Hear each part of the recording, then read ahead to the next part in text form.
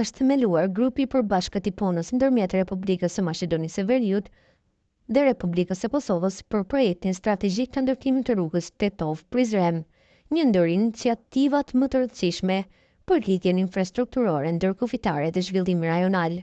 Ky projekt, i cili prej vitesh ka qenë dëshirë dhe kërkesë e qytetarëve të dy vendeve, tashmë po merr formë konkrete.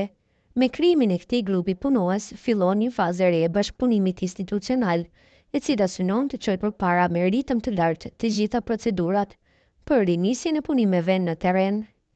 Zëvendës Ministre e Transportit e Maqedonisë së Veriut, Kaltrina Zekolli Shaqiri, është emëruar antare e këtij grupi pune dhe do të ketë rol të drejtë për drejtë në mbikëqyrjen dhe avancimin e këtij projekti strategjik me qëllim që procesi të ecë me efikasitet dhe përkushtim maksimal. Ne jemi në veprim për ndryshim, jo për premtime, por për rezultate konkrete që ndikojnë në jetën e qytetarëve.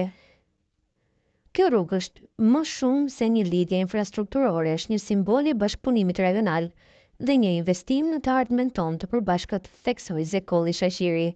Antarët e grupit janë tashmë të përzgjedhur nga të dyja palët dhe kanë nisur punën me angazhim të plot profesional.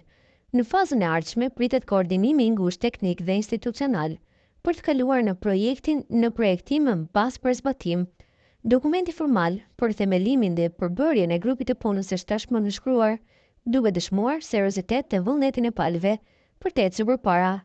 Po ashtu, buxheti për fazën e projektimit të tunelit, pjesë kyçekse e rrugës, tashmë është ndarë në buxhetin vjetor të Republikës së Maqedonisë së Veriut, nuk e garantuar stabilitet financiar dhe angazhim institucional për realizimin e plotë të projektit.